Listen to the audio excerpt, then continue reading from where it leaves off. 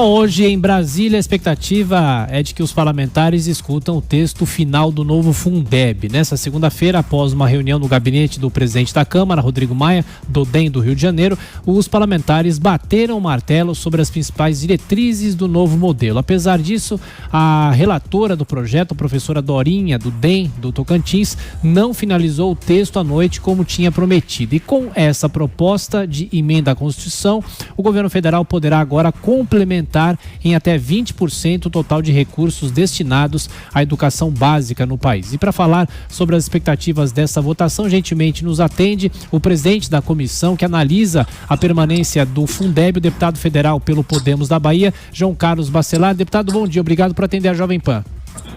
Bom dia, apenas uma retificação, Bacelar, porque somos homônimos na Câmara e isso causa uma certa confusão. Eu sou Bacelar, meu nome parlamentar é o Bacelar. Verdade. Deputado, de que forma que essa proposta vai ser analisada hoje? Quanto que vai ficar para o Fundeb? O que vai acontecer efetivamente, deputado?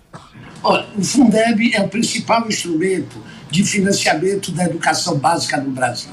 Aquela educação que vai da educação infantil até o final do ensino médio, pegando crianças e jovens de 0 a 17 anos. Por isso, a importância desse fundo.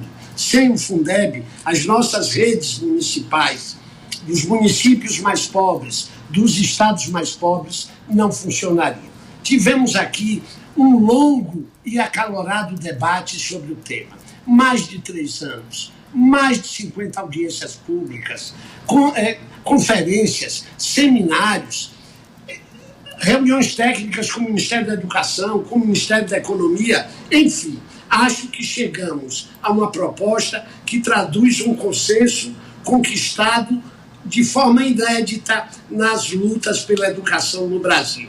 Essa proposta contempla, primeiro, mantém a equidade. O Fundeb é um instrumento que faz com que um aluno no município do interior da Bahia custe para a União, os estados e o município, o mesmo valor que o aluno no município rico do estado de São Paulo.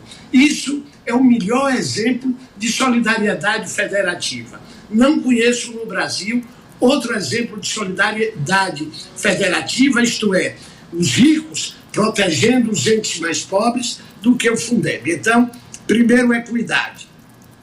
Segundo, nós incorporamos nas discussões propostas para que, na distribuição de recursos do Fundeb, questões como avanço da qualidade da educação pública, desempenho, inovação, também sejam fatores que ponderem o valor que o ente federado vai receber. Terceira coisa, transformaremos o Fundeb numa determinação permanente da Constituição, evitando o estresse na rede educacional, no sistema educacional, de 10 em 10 anos, como ocorreu com o Fundef e com o atual Fundeb. E aumentamos a complementação da União. A União participa com um valor muito baixo para o financiamento da educação básica.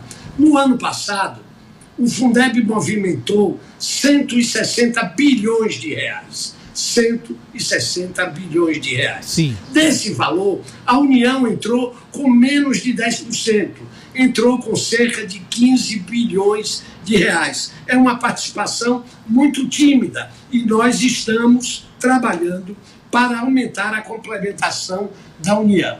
Isto é, o município ou o estado que não atinja o valor mínimo do custo aluno anual, a União complementa. Isso evita, por exemplo, o Fundeb evita que haja municípios do Rio Grande do Sul onde o custo aluno seja R$17 mil ano e outros municípios do interior do Maranhão, por exemplo, onde o custo aluno é R$200, R$300.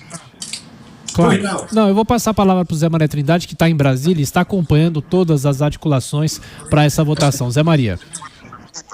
Pois é, o governo acabou entrando atrasado nesse debate sobre o Fundeb, principalmente a participação do governo federal em verbas, né? A equipe econômica é contra o que considera engessamento do orçamento, mas parece, deputado, que o Congresso Nacional vai impor a sua decisão, impor a sua vontade. O senhor acha que prejudicou esse distanciamento do ministro da Educação, desses debates e do diálogo com deputados aí nessa elaboração do projeto do novo Fundeb?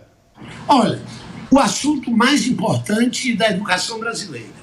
O ministro e o Ministério da Educação, na verdade, não estiveram ausentes. Só com o ministro da Educação, com a presença do ministro da Educação, nós tivemos 4 reuniões. Com a equipe técnica do Fundeb, do Ministério da Educação, diversas reuniões. Com o Ministério da Economia, 4 reuniões. Mas o que é que ocorre? A partir de determinado momento, o ministro abandona a discussão técnica e parte para a desmoralização de autoridades e parte para um enfrentamento desnecessário, um enfrentamento de baixo nível. Isso é que ocorreu. Mas a área técnica do Ministério da Educação e a área técnica do Ministério da Economia participaram. Há, inclusive, um dado que a gente cita pouco. O próprio presidente da República, Jair Bolsonaro, fez um pronunciamento dizendo que a complementação da União deveria ser de 30%. Nós estudamos muito, além de ser fundamental para a educação brasileira o Fundeb, nós também tivemos responsabilidade com a questão fiscal. O presidente da Câmara, deputado Rodrigo Maia, acompanhou isso passo a passo. O ideal era que atingíssemos 40%. Os grandes organismos internacionais dizem que até $8 mil de investimento por aluno, o que o Brasil está muito longe de alcançar, você tem acréscimos de qualidade. E nós não estamos atingindo isso. Com os 20%, atingiríamos um custo aluno de cerca de R$5 mil. Deputado, só para a gente fechar, nosso tempo está terminando. Rodrigo Constantino, a sua pergunta. Pois é, deputado, em questão de equidade eu teria até algumas perguntas aí, porque o custo de oportunidade e o custo dos serviços em Alagoas não é o mesmo que em São Paulo e tudo mais, mas a pergunta é de outra natureza. A mentalidade vigente é de que basta jogar mais recurso público no ensino. O senhor chegou a mencionar ali de passagem a questão de cobrança.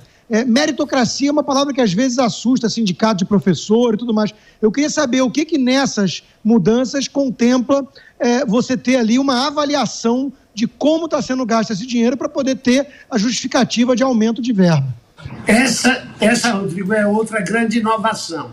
Parte desses recursos, a partir do equilíbrio entre redes, esses recursos serão distribuídos segundo o município que tenha concurso para diretor, o município que avance no IDEB, o município que tenha práticas educacionais inovadoras, o Estado que use o ICMS como fonte de incentivo. Esse é um novo componente que o novo Fundeb incorporou.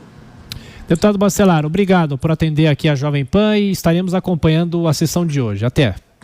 Obrigado.